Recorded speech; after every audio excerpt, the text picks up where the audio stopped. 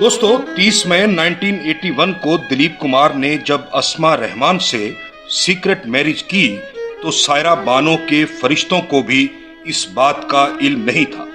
सायरा बानो को मीडिया के जरिए ही इस खबर का पता चला। इस दूसरी शादी की खबरें मीडिया में गूंजने लगी तो दिलीप कुमार ने बाकायदा एक कैंपेन चलाकर इस खबर की सच्चाई से इनकार किया। हैरत की बात यह है कि दिलीप कुमार का अस्मा रहमान से 7-8 साल से अफेयर चल रहा था। बहुत सी मुलाकातें हो चुकी थी।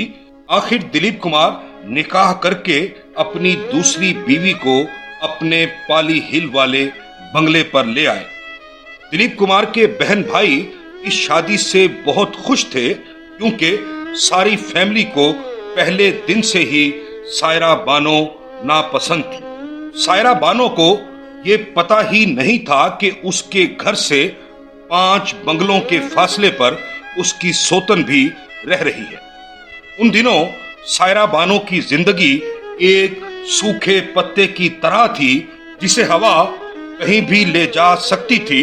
फिर भी सायरा बानो डटकर खड़ी हो गई। उन्होंने दिलीप कुमार को भी मॉरल सपोर्ट दी और कहा, दिलीप साहब को किसी औरत के साथ बांटना मैं अपनी बेइज्जती समझती हूँ। आज की यात्रा में हम बात करेंगे कि दिलीप कुमार की दूसरी शादी से सायरा बानो के दिल पर क्या गुजरी। साथ ही ये भी बताएंगे कि दिलीप कुमार के बहन भाई उनकी दूसरी शादी से क्यों खुश थे। आखिर में सायरा बानो का वो इंटरव्यू शामिल करेंगे जो उन्होंने इस मामले पर शम्मा देहली को दिया था। हमारे साथ रहिएगा। 1981 में शाया होने वाली शम्मा देहली की एक रिपोर्ट के मुताबिक दिलीप कुमार और हैदराबाद दक्कन की रहने वाली अस्मा रहमान जो 3 बच्चों की मां थी का अफेयर 7-8 साल से चल रहा था। लेकिन दिलीप साहब ने इतने साल सायरा बानो को इस मामले की भनक भी ना पड़ने दी।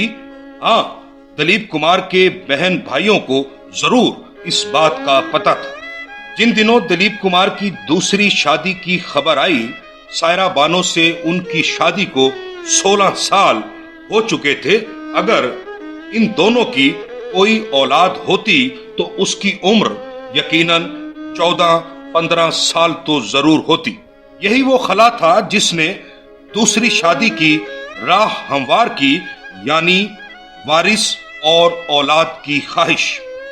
अब औलाद की ख्वाहिश में ऐसा करना कोई जुर्म नहीं है, लेकिन दिलीप साहब ने कुछ इस अंदाज से इस मामले को हैंडल किया कि वो खुद मुजरिम नजर आने लगे। सायरा बानो को धोखा देकर इस अंदाज की सीक्रेट मैरिज को वो अपने किरदार पर एक धब्बा तस्वुर करने लगे थे और दूसरी शादी से मुसलसल इनकार करके अपने किरदार को उजला साबित करने में लगे रहे और यहीं से मामला खराब हो गया। मीडिया में इस दूसरी शादी की गूंज से कुछ दिन पहले ही दिलीप कुमार अपनी बीवी और खुशदामन नसीम बानो के हमरा दरगाहों पर औलाद के लिए दुआएं करते फिर रहे थे। वो इस सिलसिले में सहारनपुर के शेखुल हदीस मौलाना जिक्रिया के पास भी गए और दुआ के वक्त जज्बाती होकर रोने लगे। सायरा बानो से औलाद होने के हवाले से भी वो मायूस हो चुके थे। यही वजह है कि इस दूसरी शादी से पहले ही उनके सायरा बानो से ताल्लुकात भी खराब हो गए थे। सायरा बानो के मौलिज डॉक्टर संघल के मुताबिक दिलीप कुमार सायरा बानो से सर्द महरी से पेश आते थे और उस पर खामखा गुस्सा उतारते रहते थे। लेकिन शुरू में हालात ऐसे नहीं थे। सायरा बानो से शादी के बाद दिलीप कुमार साल भर तो अपने बंगले में रहे।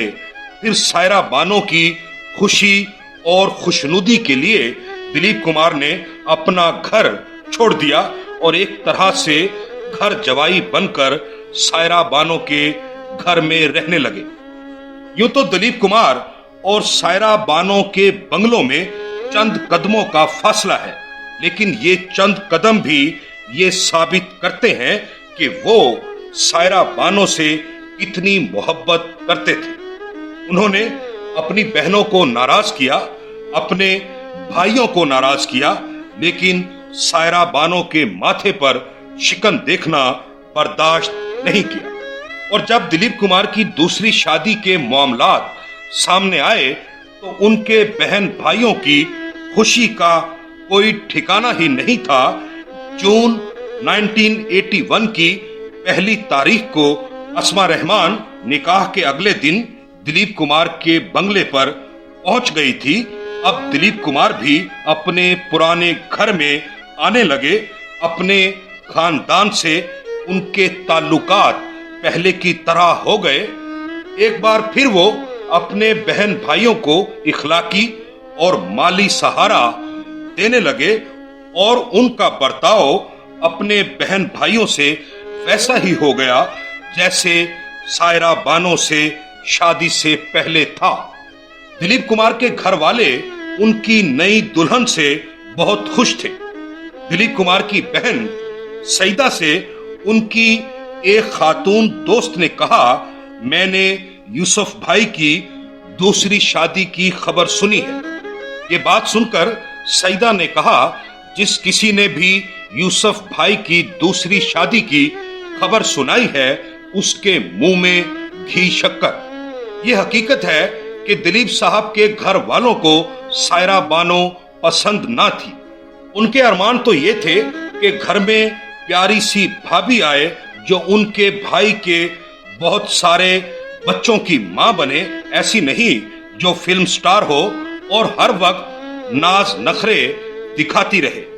دلیپ کمار کے بہن بھائیوں نے نئی دلہن کے واری صدقے ہو کر ایک طرح سے سائرہ بانو سے 16 سالہ پرانا بدلہ لے لیا تھا، کیونکہ انہیں بھابھی کے ساتھ ساتھ حد سے زیادہ خیال رکھنے والا بھائی بھی واپس مل گیا تھا جسے سائرہ بانو اپنے ساتھ لے گئی تھی۔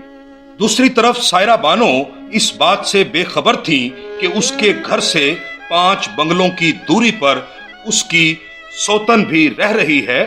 انہیں صرف اتنا پتا تھا کہ سعیدہ کی ایک خوبصورت سہیلی دلیپ صاحب کے پرانے بنگلے پر بطور مہمان رہ رہی ہے۔ شمع کے ایڈیٹر یونس دہلوی نے سائرہ بانو سے اس معاملے پر 2 بار انٹرویو کیا۔ یونس دہلوی نے سائرہ بانو سے پوچھا، عورتوں کی حس ایسے معاملے میں بہت تیز ہوتی ہے، آپ کو دلیپ صاحب کے افیئر کے بارے میں کیوں پتہ نہیں چلا؟ تو سائرہ بانو نے کہا، ایک دو بار مجھے محسوس ہوا تھا مگر انہوں نے میرا وہم کہہ کر ٹال دیا۔ وہ یہی کہتے رہے کہ ان کی بہنوں کی سہیلی ہے اور میری پرستار، اس سے زیادہ وہ اسے نہیں جانتے۔ شادی سے تو یہ مسلسل انکار کرتے رہے، لیکن جب شمع میں اسما کی تصویر چھپی تو ان کے منہ سے اچانک نکلا، ارے وہ تو اتنی موٹی نہیں ہے جتنی تصویر میں نظر آ رہی ہے۔ تو میرے دل میں کانٹا چبھا کہ کچھ نہ کچھ ہے۔ اس تصویر کے ساتھ ہی شادی کی خبر بھی تھی، جسے پڑھ کر انہوں نے قسم اٹھا کر کہا کہ میں نے شادی نہیں کی۔ پھر اگلی صبح ناشتے کے ساتھ وہ اخبار بھی آیا جس میں ان کا نکاح نامہ چھپا تھا۔ میں نے انہیں نکاح نامہ دکھایا تو اس وقت ان کے منہ سے کچھ نہیں نکل سکا۔ پھر یہ پوری کہانی سنانے لگے۔ اس کے بعد مجھ سے، میری والدہ اور میرے بھائی سے انہوں نے کہا کہ جتنی جلدی ممکن ہوا میں اسے طلاق دے دوں گا۔ میری تو بچپن ہی سے یہ دعا تھی کہ میں بیگم یوسف خان بنوں اور یہ مقام میں کسی اور کو حاصل نہیں کرنے دوں گی۔ میں اپنے اوپر سوت لانے کی ہرگز اجازت نہیں دوں گی۔ میں نے انہیں اپنی زندگی دی ہے، اپنی جوانی اور اپنا حسن دیا ہے۔ اپنی فلمی زندگی ان کے لیے कुर्बान कर दी, उस औरत ने इन्हें क्या दिया है? ये शादी मेरे इल्म में लाए बगैर की गई। साहब को किसी और औरत के साथ बांटना मैं अपनी बेइज्जती समझती हूँ, इसलिए किसी और औरत को बेगम यूसुफ खान बनने नहीं दूंगी। मैं इनसे अपनी जिंदगी से ज्यादा प्यार करती हूँ। मैं एक लम्हे के लिए भी ये तसव्वुर नहीं कर सकती कि कोई और औरत हमारे दरमियान आ जाए और मेरे हक पर कब्जा कर ले। मैं बेगम दलीप कुमार हूं और मैं नहीं चाहती किसी और औरत को भी ये नाम मिल जाए। दोस्तों, ये थी हमारी आज की यात्रा। अगर आपको हमारी ये यात्रा पसंद आए तो अपने दोस्तों से भी शेयर कीजिए और हमारा चैनल भी जरूर सब्सक्राइब कीजिएगा।